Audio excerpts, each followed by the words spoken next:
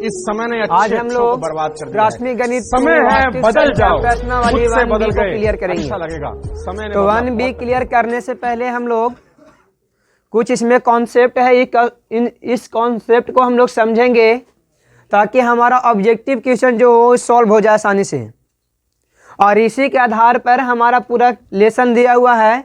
तो सबसे पहले हम लोग कॉन्सेप्ट को समझेंगे कि है क्या, है ना। तो देखिए सबसे पहला पॉइंट है इसमें कि एक से बड़ा हुआ है घन पूर्णांक p, एक से बड़ा हुआ है घन पूर्णांक p जिसमें केवल एक और p से भाग लगे अभाज्य संख्या कहलाती है। आप 9th क्लास में अभाज्य संख्या पढ़े होंगे। वैसी संख्या जिसमें केवल एक और स्वयं से भाग लगे, वैसी संख्या जिसमें केवल एक और स्वयं से भाग लगे उसे हम लोग अभाज्य संख्या कहते हैं। क्या कहते हैं? तो उसी प्रकार से यहाँ भी है कि एक से बड़ा हुआ घन पूर्णांक p, यानी कोई ऐसा संख्या है p जिसमें केवल एक और p से भाग लगता है, एक और केवल p से मानो उसी संख्या से भाग लगता है, तो वह संख्या अभाज्य संख्या कहलाती है। जैसे में देखिए 2 है, 3 है, 5 है, 7 है, 11 है। तो यहाँ देखिए 2 में एक और केवल 2 ही से भाग लगता है और कोई संख्या से ये भाग लगता है इसमें। अच्छा इस 3 में देखिए 3 में भी एक और केवल 3 से ही भाग लग सकता है और कोई संख्या से भाग नहीं लग सकता है। उसी प्रकार 5 है, 7 है, 11 है, डॉट डॉट डॉट। तो ऐसी अभाज्य संख्या अनगिनत होते हैं। अभाज्य संख्या क्या होते हैं? अनगिनत होते हैं। ठीक है ना। अब दूसरा पॉइंट ये समझ में आ गया बढ़िया से। देखिए वैसी संख्या जिसमें केवल एक और स्वयं से भाग लगे वह संख्या अभाज्य संख्या कहलाती है। केवल एक और अपने आप से विभाजित होगा उस संख्या को हम लोग अभाज्य संख्या कहते हैं। उसके बाद है दूसरा पॉइंट। देखिए दूसरा पॉइंट क्या है? एक न तो अभाज्य है और न यौगिक संख्या है। तो यौगिक संख्या पहले समझिए, यौगिक संख्या क्या होता है? वह संख्या जिसमें एक और स्वयं के अलावे भी किसी और संख्या से भाग लग सके वह संख्या यौगिक संख्या कहलाता है। वैसी संख्या जिसमें एक और अपने आप के अलावे, जो एक और अपने आप के अलावे और भी संख्या से विभाजित होती है वह संख्या यौगिक संख्या कहलाती है। तो एक क्या है कि एक ना तो अभाज्य है और न ही यौगिक संख्या है, क्योंकि एक में केवल एक ही से भाग लगता है, एक में केवल एक ही से भाग लगता है। इसलिए यहाँ पर एक न तो अभाज्य है और न ही यौगिक संख्या है। ये ऑब्जेक्टिव क्वेश्चन में पूछ सकता है एक कौन सी संख्या है, भाज्य की अभाज्य। तो हम लोग बोल देंगे कि इनमें से कोई नहीं। तो हम लोग बोलेंगे कि एक न तो भाज्य है और न अभाज्य है। यौगिक को भाज्य संख्या भी कहते हैं। यौगिक क्या बोलते हैं? भाज्य संख्या बोलते हैं। तो एक बेचारा ऐसा संख्या है ना तो एकरा में शामिल होता है और न ही ये वाला में शामिल होता है, दोनों में से किसी में ये शामिल नहीं होता है। उसके बाद आप देखेंगे तीसरा पॉइंट। तीसरा पॉइंट है दो सबसे छोटी एवं एकमात्र सम अभाज्य संख्या है। देखिए ये जो दो है ना, वो दो सबसे छोटी अभाज्य संख्या कहलाती है और एकमात्र सम संख्या भी है। ये सम अभाज्य संख्या है। दो ही एक ऐसा सम संख्या है जो अभाज्य संख्या में शामिल होता है, लेकिन और कोई सम संख्या इसमें शामिल नहीं होगा, क्योंकि और भी जो सम संख्या आएंगे उसमें एक और दो के, एक और अपने आप के अलावे भी दो से कटेगा वो। तो जब एक और अपने आप के अलावे और दो से भी कट जा रहा है तो वह संख्या क्या कहलाएगा? यौगिक संख्या न कहलाएगा। इसीलिए यहां पर कहा जाता है कि दो सबसे छोटी अभाज्य संख्या है। क्वेश्चन पूछ सकता है ऑब्जेक्टिव क्वेश्चन में कि निम्नलिखित में सबसे छोटी अभाज्य संख्या कौन है? ऑप्शन में रहेगा 2, 5, 7, 13। तो दो कौन रहेगा? दो सबसे छोटी अभाज्य संख्या है। उसके बाद भी इसमें दो जो है एकमात्र सम अभाज्य संख्या है। दो यानी सम संख्या भी है और अभाज्य संख्या भी है। दो जो है वो सम संख्या भी, इसमें दो से भी पूरा पूरा भाग लग जाएगा और एक अभाज्य संख्या भी है, तो इसलिए इसे बोलते हैं 2 एकमात्र सम अभाज्य संख्या है। 2 जो है से एकमात्र सम अभाज्य संख्या है। अगला पॉइंट देखिए, अगला पॉइंट लिखा हुआ है कि ए और बी सह अभाज्य कहलाते हैं। 2 संख्या, मान ली 2 संख्या ए और बी है, ए और बी 2 संख्या है, और ये कब अभाज्य संख्या कहलाएंगे? जब इनका मस 1 होगा। 2 अभाज्य संख्याओं का मस 1 होता है, तो यहां बोला जा रहा है कि ए और बी सह अभाज्य कहलाएंगे। ए और बी क्या कहलाएंगे? कब? जब दोनों संख्या का, 2 अभाज्य संख्याओं का मस 1 होगा, तो उसको हम लोग सह अभाज्य संख्या कहते हैं। जैसे में 2 और 3, 2 और 3 में अगर देखा जाए तो इन दोनों में कॉमन एक ही ना होगा, एक ही ना होगा, तो वही संख्या ना मसा होता है। तो इसलिए यहां कह रहा है कि ए और बी, यानी ए और बी कोई 2 अभाज्य संख्या होंगे, 2 अभाज्य संख्याओं का मसा कितना होगा? 1 होगा, तो उसको सह अभाज्य संख्या कहते हैं। क्या बोलते हैं? सह अभाज्य संख्या कहते हैं। उसके बाद अगला पॉइंट, सहअभाज्य कब कहेंगे? जब इसका मसा 1 होगा तब। नेक्स्ट, घन पूर्णांक जो अभाज्य नहीं है, यानी घन पूर्णांक संख्या जो अभाज्य नहीं है, जैसे में 4 है, 4 है, 5 है, 5 नहीं, 4, 6, 8, 9, ये घन पूर्णांक संख्या है।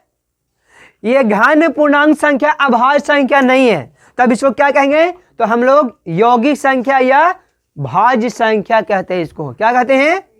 यौगिक संख्या या भाज्य संख्या कहते हैं। रेट से पता नहीं चल रहा है। जैसे में हो गया 4, 6, 8, 9, 10, ये सब क्या है? ये यौगिक संख्या नहीं है। ये जो है सो यौगिक संख्या नहीं है, वो है यौगिक संख्या, सॉरी, यौगिक संख्या अभाज्य संख्या नहीं है, क्योंकि इसमें एक और अपने आप के अलावा भी और संख्या से 1 कटेगा, तो अभाज्य संख्या नहीं ना कराएगा। जब ये अभाज्य संख्या नहीं होता है तो इसको कहा जाता है फिर यौगिक संख्या या भाज्य संख्या। क्लियर है? उसके बाद अगला पॉइंट, प्रत्येक यौगिक संख्या को अभाज्यों के गुणनफल के रूप में अद्वितीय ढंग से व्यक्त किया जा सकता है। जो यौगिक संख्या होता है, उन यौगिक संख्या को अभाज्य गुणनखंड करके, अभाज्य गुणनखंड करके उनको गुणनफल के रूप में अद्वितीय ढंग से अच्छे तरीके से सजा कर लिखा जा सकता है। जैसे में यहां पर मान लीजिए 50 है, तो 50 क्या है? 50 एक यौगिक संख्या है। अब इस यौगिक संख्या को क्या हम अभाज्य संख्या में व्यक्त कर सकते हैं? तो हाँ, इसको गुणनखंड करके गुणनफल के रूप में, गुणनखंड करके गुणनफल के रूप में अभाज्य गुणनखंड के द्वारा इसको अभाज्य संख्या के रूप में व्यक्त किया जा सकता है। जैसे में देखिए, इसमें हम 2 से भाग लगाएंगे तो कितना हो जाएगा? 25। अब देखिए 2 से भाग लगेगा, 3 से लगेगा, 4 से तो नहीं लगाएंगे, 5 से लगाएंगे, तो 50, अब फिर 5 से 1। तो इसको अगर हम 50 को ऐसे लिख दे, 1 मिनट, ये जो 50 लिखा हुआ है, इस 50 को हम ऐसे लिख सकते 2 गुने 5 गुने 5, तो ये क्या था? ये था यौगिक संख्या। लेकिन इसको अभाज्य गुणनखंड करके गुणनफल के रूप में हम अभाज्य संख्या के रूप में व्यक्त कर दिए ना। 2 भी अभाज्य संख्या है, 5 भी अभाज्य संख्या है, ये भी 5 है। लेकिन यहाँ पर सजा के लिखा जाता है, अद्वितीय ढंग से, मैंने सजा के लिखना है। ऐसा नहीं है कि पहले 5 तब 2 लिखेंगे, इसको सजा के लिखना, पहले 2 फिर 3 फिर 5 फिर 7 फिर 11, इस तरह से सजा के लिखा जाता है। ठीक है ना? तो वही कह रहा है यहाँ पे कि प्रत्येक यौगिक संख्या को अभाज्यों को गुणनफल के रूप में अद्वितीय ढंग से व्यक्त किया जा सकता है, दिखाया जा सकता है, जैसे कि यहाँ हम दिखाए हैं अभी। क्लियर है? कोई डाउट नहीं है? आगे बढ़ते हैं। अगला पॉइंट है संख्याओं के सर्वनिष्ठ अभाज्य गुणनखंडों के सबसे छोटी घात का गुणनफल, जो सबसे छोटा घात होगा, दो संख्या रहेगा, उसका हम लोग अभाज्य गुणनखंड करेंगे। यदि अभाज्य गुणनखंड करने पर हम लोग उसको क्या करेंगे कि अभाज्य गुणनखंड करने के बाद उसे घात के रूप में व्यक्त करते हैं। किसके रूप में? और दोनों में जो कम घात वाले संख्या जो कॉमन होते हैं उसको निकाल लेते हैं, तो वह होता है मसा। क्या होता है? तो कम घात वाले, सबसे छोटे घात वाले गुणनफल मसा कहलाता है। क्या कहलाता है? और उनकी सभी अभाज्य गुणनखंडों में प्रत्येक के सबसे बड़े घात को गुणनफल को हम लोग लसा कहते हैं। क्या कहते हैं? यानी छोटा घात वाला हो जाता है मसा, और सबसे बड़ा जो प्रत्येक में जो सबसे बड़ा होता है, सबसे बड़ा घात होता है, उसका गुणनफल को क्या बोलते हैं? लसा कहते हैं। क्लियर हो गए? नीचे दिखाई नहीं दे रहा। अब देखिए ये पॉइंट, मसा ए बी, कोई दो संख्या ए और बी है, कोई दो संख्या ए और बी है, तो बोला जा रहा है कि मसा ए और बी गुने लसा ए और बी बराबर होता है ए गुने बी। यानी दो संख्याओं का लसा और दो संख्याओं का मसा का गुणनफल दोनों संख्याओं के गुणनफल के बराबर होता है। देखिए, दो संख्या का मसा गुने दो संख्या का लसा बराबर होता है ये दोनों संख्याओं के गुणनफल के। होता है कि नहीं होता है? तो हम बोल सकते हैं कि किन्हीं दो संख्याओं का लसा और उनका मसा का गुणनफल दोनों संख्याओं के गुणनफल के, गुणनफल मतलब गुना, लसा गुने मसा बराबर संख्याओं का गुणनफल होता है ना। तो यहां पर दो संख्याओं का मसा गुने दो संख्याओं का लसा बराबर होता है वही दोनों संख्याओं का गुणनफल, वही दोनों संख्याओं का गुणनफल। ये समझ में आ गया?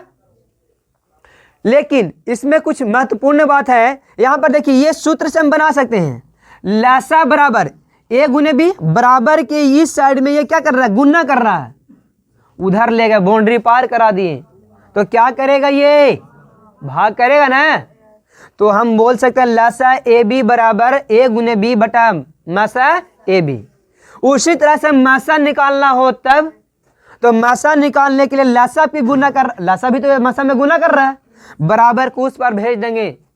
बेचारा कोचिंग में चला गया, भाग में चला गया, है ना। तो जब ये भाग में गया तो ये भी क्या हुआ? मसा ए बी बराबर होता है ए गुने बी बटा लसा ए बी। लेकिन ये जो फॉर्मूला हम देख रहे हैं, सूत्र जो देख रहे हैं, ये सूत्र केवल दो ही संख्या के लिए लागू होगा। कितने संख्या के लिए? केवल दो संख्याओं के लिए लागू होगा। दो से अधिक संख्याओं के लिए यह लागू, देखिए लिखा हुआ है नीचे साफ साफ कि दो से अधिक संख्याओं के लिए लसा गुने मसा बराबर संख्याओं का गुणनफल सत्य नहीं है। यानी अगर आपको 3, 4, 5, 6 संख्या देगा, उसमें मसा और लसा पूछ देगा, तब हम लोग ये वाला फॉर्मूला का यूज नहीं करेंगे। ये वाला फॉर्मूला का यूज, ये फॉर्मूला कब यूज होगा? जब अधिकतम दो संख्या हो तब, अधिकतम दो संख्या हो उसके लिए ये सूत्र लागू होता है, अन्यथा और दो से अधिक संख्याओं के लिए लागू नहीं होता है। चलिए स्क्रीनशॉट लीजिए।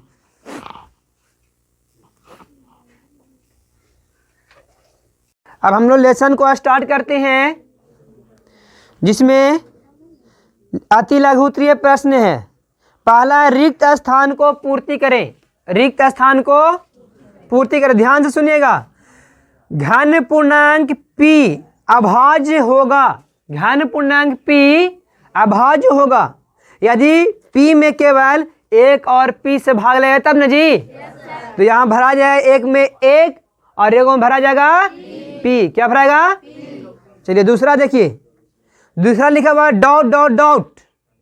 संख्या को अभाज्य गुणनफल के रूप में लिखा जा सकता है, यानी यौगिक संख्या को अभाज्य गुणनफल के रूप में व्यक्त किया जा सकता है। अभी अभी हम बताए थे कॉन्सेप्ट में। चलिए तो क्या भराएगा यहाँ पे? उसके बाद तीसरा पॉइंट, दो पूर्णांक a और b सह अभाज्य कहलाएंगे। कब? जब उनका मासा 1 होगा। मासा कितना होगा? तो यहाँ पर 1 भरा जाएगा। क्या भराएगा? यानी तीसरा में 1 भराएगा। चौथा देखिए लिखा हुआ है मासा 48,30 बराबर मासा 30, कितना होगा? 48 हो जाएगा। क्या हो जाएगा? अरे मासा ए बी या मासा बी ए दोनों बराबर ही ना होगा। तो यहाँ लिखा हुआ है ए 48 30, तो यहाँ 30 48 हो जाएगा। आगे बढ़ेंगे हम लोग। मासा ए गुने बी गुने लासा ए गुने बी है, तो दो लासा गुने मासा 2 संख्याओं गुणनफल के बराबर होता है ना जी। तो भरा जाएगा ए गुने बी। क्या भराएगा? चलिए अब आगे बढ़ते हैं। पहला क्वेश्चन खत्म। दूसरा है निम्न गुणनखंड में अज्ञात संख्याओं को लिखे। निम्न गुणनखंड में अज्ञात संख्याओं क्या करना है? लिखना है। तो देखिए संख्या दिया हुआ है यहाँ पे ए, और यहाँ पर दिया हुआ है 2, और यहाँ पर दिया हुआ है बी। क्या दिया हुआ है? फिर यहाँ पर दिया हुआ है 2, और यहाँ पर दिया हुआ है, फिर यहाँ पर 2 है, यहाँ पे 17। बस इतना ही ना है। तो देखिए ये अभाज्य गुणनखंड के रूप में है, तो ये दोनों को गुणा करने से यहाँ मिल जाएगा। फिर यहाँ वाला यहाँ के साथ गुणा करेंगे तो ये मिलेगा, और ये दोनों को गुणा करेंगे तो चलिए 17 दूनी, तो सी के यहाँ पर कितना भरा जाएगा? क्लियर है? और 34 दूना 68, तो ये भरा गया। और 68 दूना 136, तो इस तरह सब भरा ना गया। तो दूसरा का पहला बन गया, दूसरा का पहला क्लियर। अब दूसरा का दूसरा है बॉक्स इस प्रकार से है, गुना गुना बॉक्स गुने, यही ना है। अब देखिए ऐसे है और ये ऐसे है। यहाँ पर कितना लिखा हुआ है? 8 गुना, फिर यहाँ पर ही लिखा हुआ है 72, और यहाँ लिखा हुआ है, और ये ऐसे है और ये ऐसे, यही ना है। तो चलिए ये दूसरा का दूसरा है, इसको बनाते हैं। यहाँ 72 को तोड़ना है, तो एक को तोड़ दिया है 8 में, तो दूसरा कितना? 9 अट्ठे। अभी इस 8 को भी आप अभाज्य गुणनखंड के रूप में व्यक्त कर दीजिए। तो 2 गुने 2 गुने 2, 2 दूनी 4 दूनी 8 आ गया। अब यहाँ 3 ही ये पूरा गुना करके देखते इतना आता है कि नहीं? 2 दूनी 4 दूनी 8 दूनी 8 की 24 या 72 आना गया। तो इस प्रकार से इसको तोड़ा जाता है। क्लियर हो गया? तो दूसरा भी बन गया। अब हम लोग तीसरा को देखते हैं। तीसरा लिखा हुआ है कि निम्नलिखित का अभाज्य गुणनखंड करे। यानी यहाँ पर क्वेश्चन दिया हुआ है, ये सभी क्वेश्चन को अभाज्य गुणनखंड के रूप में व्यक्त करना है। तो चलिए पहला देखते हैं। पहला है ये कितना? 100, तो 124 यौगिक संख्या ना जी। तो यौगिक संख्या को आदित्य ढंग से सजा करके अभाज्य गुणनखंड के रूप में व्यक्त करेंगे हम लोग ना। तो सबसे पहले कितना से भाग लगा के चेक करेंगे? 2 से। तो 6 दूनी 12 और 2 दूनी, फिर लगाएगा 2 से, तो कितना होगा? अब 31 खुद अभाज्य संख्या न है और किसी संख्या से भाग नहीं ना लगेगा। तो यहाँ लिखेंगे 124 बराबर 2 गुने 2 गुने 31। अब इसको ऐसे 2 के बार है, तो 2 का पावर 2 गुने कितना बन गया। दूसरा देखिए 156 है, 156 और 140 आपका होमवर्क रहेगा। 156 को भी ऐसे ही सॉल्व कर लेना है और 140 को भी ऐसे ही। अब हम चौथा बता रहे हैं। चौथा 5005। देखिए लास्ट में अगर 5 नजर आएगा तो 3 या 5 से लगाने की कोशिश करेंगे। पहले पहले हम 3 से चेक करेंगे, उसके बाद अच्छा 3 से कब लगेगा? जब इस सभी संख्याओं का जोड़ 3 से विभाज्य हो तब। तो 5 5 10, जीरो तो जुड़बे नहीं करेगा, तो 10 3 से विभाज्य है, यानी 10 से 3 से नहीं लगेगा, 3 से तो कितना से लगाएंगे अब? 5 एकम 0 0 1। और किसी संख्या से लगेगा? 7 से लगाएंगे, है ना। 7 एकम 3 30 न हो गया जी, 7 चौके 28 ना, और यहाँ बजे 7 फिर लगेगा कितना से? 11 से। चलिए 11 एकम 11 ही और किसी संख्या से भाग, तो यहाँ कैसे लिखेंगे?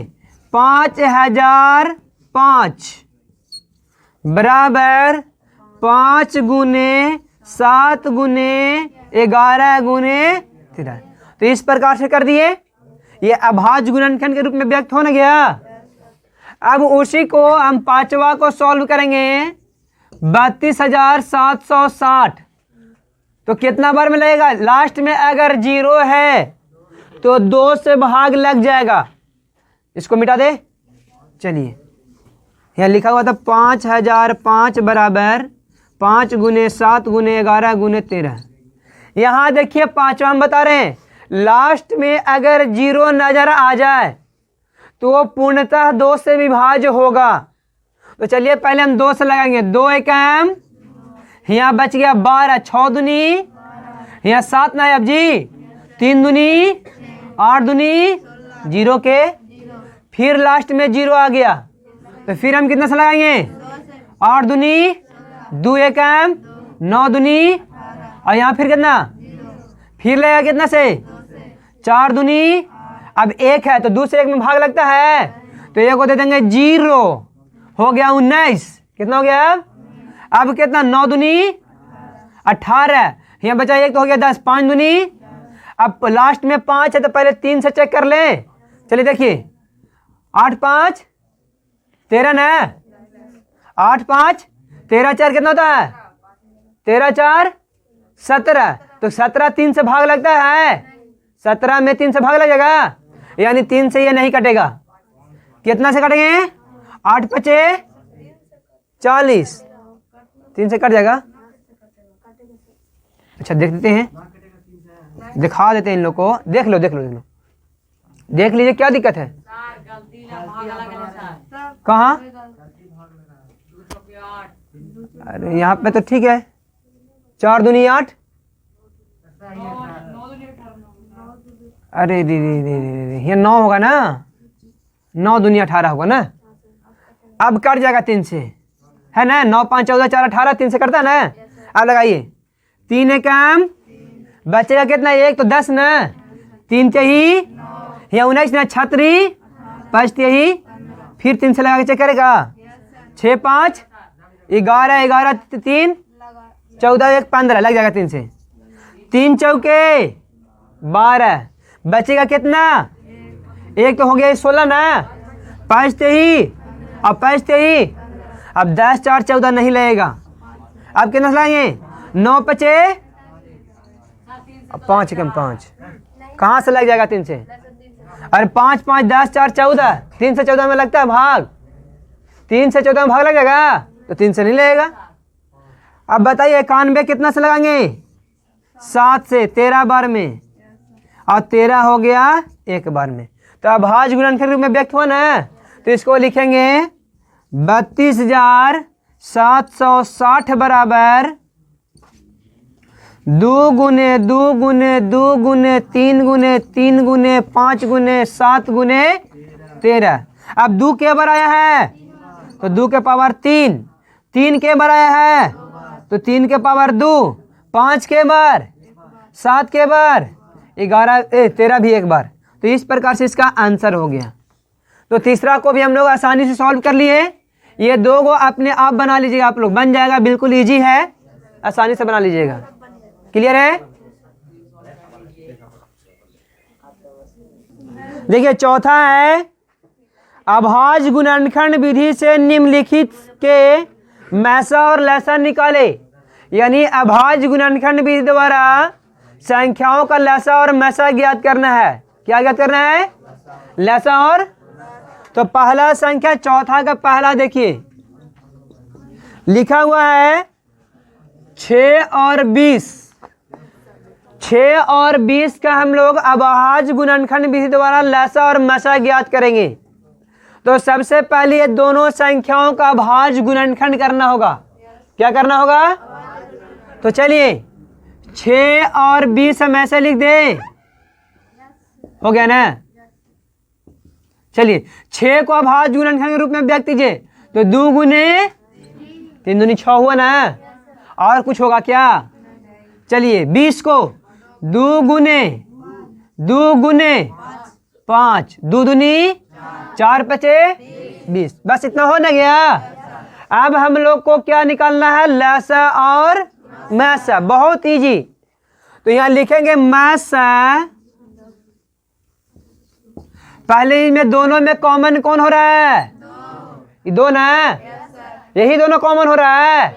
तो सबसे कम घात वाला संख्या कौन आया दोनों में? 2 आया। 2 ही ना आया। तो मसा लिखेंगे कितना कितना के? 6 और कितना आया? ये हो गया मसा। अब लसा निकालना है। क्या निकालना है? कितना कितना का? लसा 6 और। तो चलिए अधिकतम घात वाला ना। तो अधिकतम घात ये दोनों पर कितना आएगा? 1 आएगा। ये 3 भी सिंगल है, ये 2 भी सिंगल है, 5 भी सिंगल है। गुना करेंगे हम लोग। 3 दूनी 6 दूनी और 12 पचे। ये दोनों का एलसीएम यानी लघुत्तम कितना आ गया? तो बन जाएगा इस प्रकार से कि नहीं बनेगा? अच्छा चलिए दूसरा देखते हैं। अब दूसरा कितना कितना दिया हुआ है जी? देखो इसमें जो कॉमन होता है बाबू उसको भी लिखना है और जो नहीं मिल पा रहा है उसको भी लिखना है। सभी अभाज्य संख्याओं को लिखना है और सबसे अधिकतम घात वाला को। तो सभी अभाज्य में इस दोनों कॉमन है तो दोनों लिखा गया।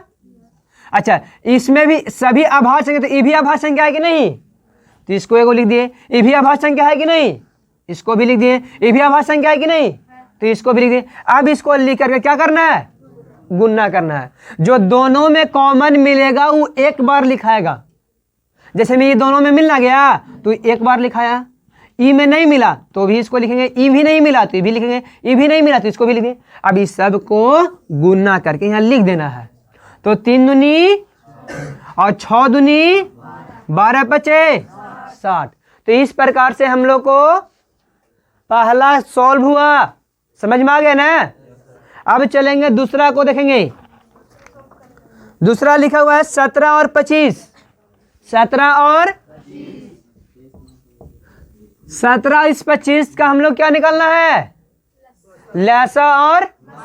तो पहले क्या करेंगे? अभाज्य गुणनखंड ना। चलिए तो 17 और 25 का अभाज्य गुणनखंड करते हैं।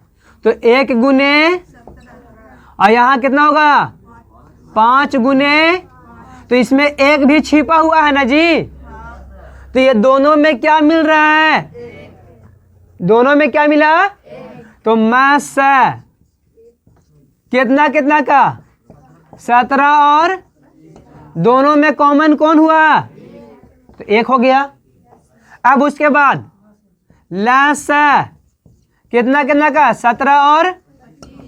तो जो कॉमन हुआ उसको 1 लिख देंगे। 1 लिखे या ना लिखे कोई फर्क नहीं पड़ता है। 17 भी होगा और 5 भी होगा फिर, और इसको गुणा करके यहाँ लिख देना है। तो कितना आएगा? 425 आएगा। तो इसका लसा कितना निकल गया? 425 निकल गया। तो इस प्रकार से दूसरा को भी सोल्व कर लेंगे। अब तीसरा बन जाएगा। चौथा बताते हैं, है ना? अब देखते हैं चौथा। तीसरा आप लोगों को खुद से सॉल्व करना है ना। चौथा देखो,